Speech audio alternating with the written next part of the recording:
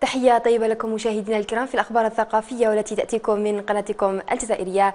الحديث اليوم على بلاطو الثقافية نيوز سيكون عن الإنشاد، وذلك بحضور كل من المنشد بالعالية بن ذهيبة. مرحبا بك سيدي. أهلا وسهلا. مرحبا. إذا كما يحضر معنا اليوم المخرج السينمائي الشاب بهاء الدين علال. مرحبا بك بهاء. مرحبا بك الأخت.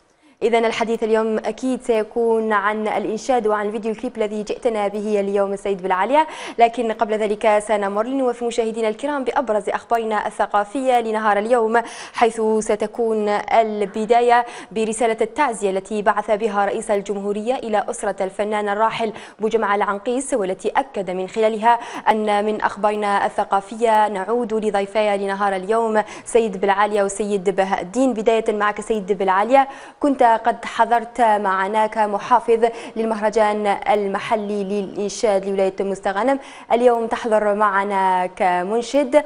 قبل الحديث عن أعمالك اللي جيتنا بها اليوم نتحدث عن الإنشاد في الجزائر. أولا السلام عليكم ورحمة الله، شكرا على الاستضافة.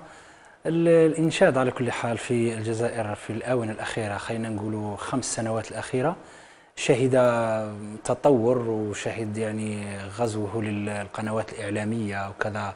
الإعلام الآن بدأ يسلط الضوء عليها أكثر من ذي قبل، من خلال النشريات، من خلال الحوارات أو الحصص، نزولا عند بعض البرامج اللي راهي تبث هنا وهناك.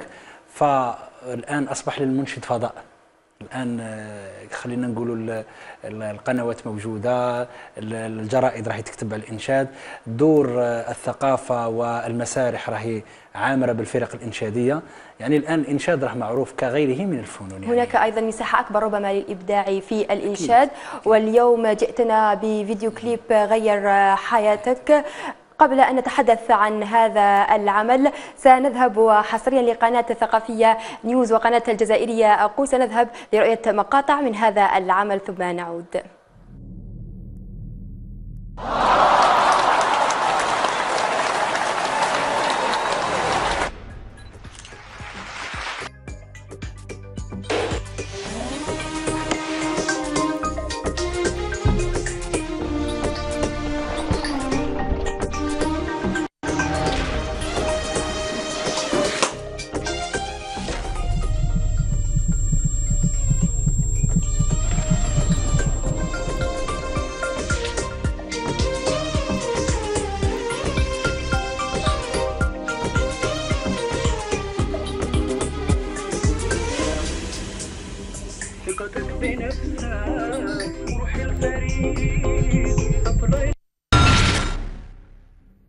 إذا بعد هذه المقاطع نعود لك بالعالية. بداية نتحدث عن الفكرة، كيف جاءت ومع من تم التعامل؟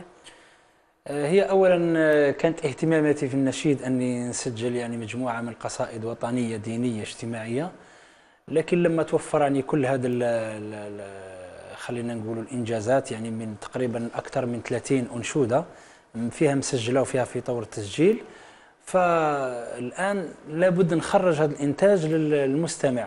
والخشبات أو المسارح أو دور الثقافة ما تكفيش للوصول للجمهور.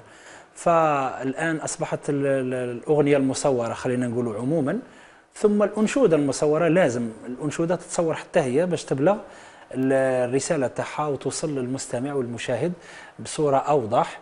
ففكرت أني ندير فيديو كليب.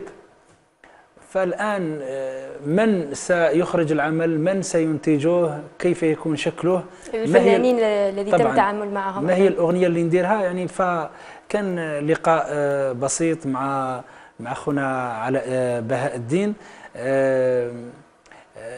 جلسة عادية، تعرفنا على بعض، ومن بعد ما شفت ما يمكن فعله في هذه المسألة اختارينا الأنشودة هذه غير حياتك، اللي هي أنشودة تحفيزية. يعني تحث الشباب على التفكير وعلى الحلم وعلى الإنجاز.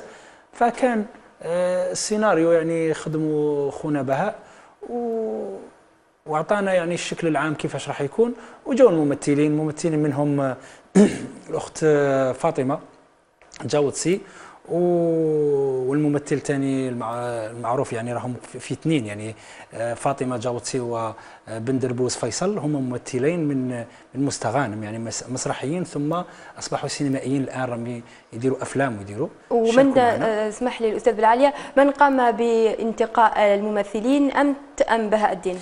والله هو السيناريو يعني لما عفوا لما بهاء الدين كتب لنا السيناريو الشكل تاع الممثل وكيفاش راح يكون وكذا، لانه للعلم بين قوسين انا كنت درت المسرح من قبل، معناه نقدر ننتقل، عندي قدره على انتقاء الممثلين اللي يحققوا السيناريو.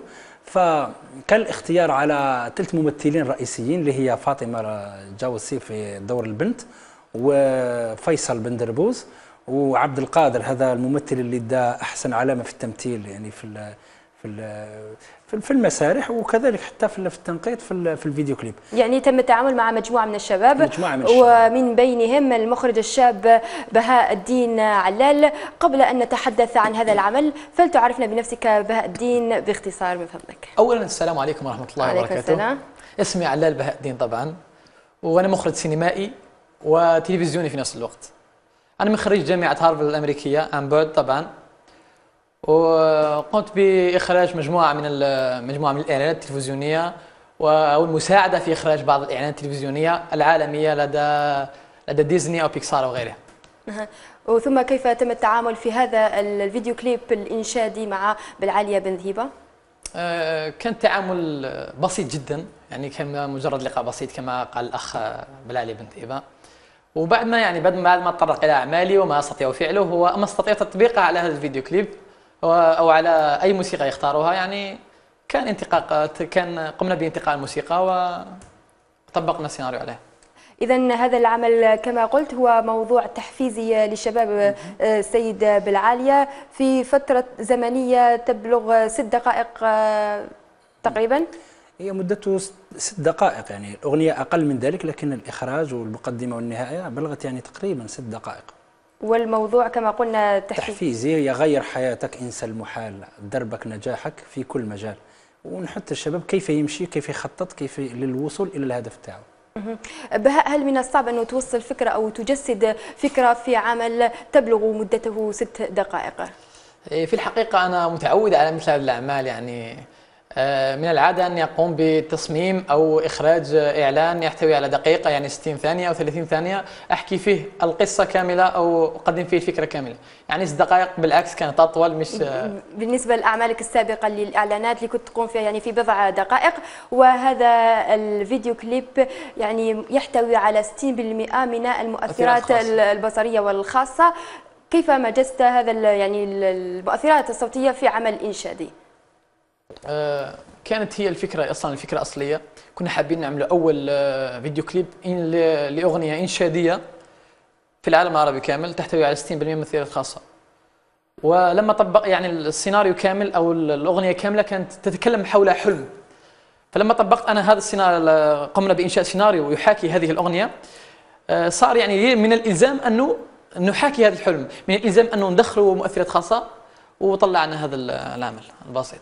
هذا العمل رغم كما قلت أنه بسيط لكنه تحصل على علامة 8/10 في الموقع الإلكتروني العربي إدراك. ما تعليقك على هذا سيد بالعالية؟ والله شو نقول لك، هي مجموعة من تجارب أولى اجتمعت في مجموعة من الشباب الممثلين كما كنا نقولوا، وأخونا بهاء يعني كمخرج شاب، وما ننساش كذلك المصور المحترف أنا نحييه عبد الجليل الأغا، هو كان مصور في العمل هذا، نحييه كذلك. والشباب اللي كانوا معنا في الإضاءة، والأخ الماحي يعني لأول مرة يعني هو كان مسرحي ولكن يتعامل في هذا النوع من العمل. خلينا نقولوا فريق متكون تقريبا من 25 شاب وشابة، يعني مكياج ولباس وكذا، طاقم شاب تعرفنا عليه في مواقع الاجتماعية.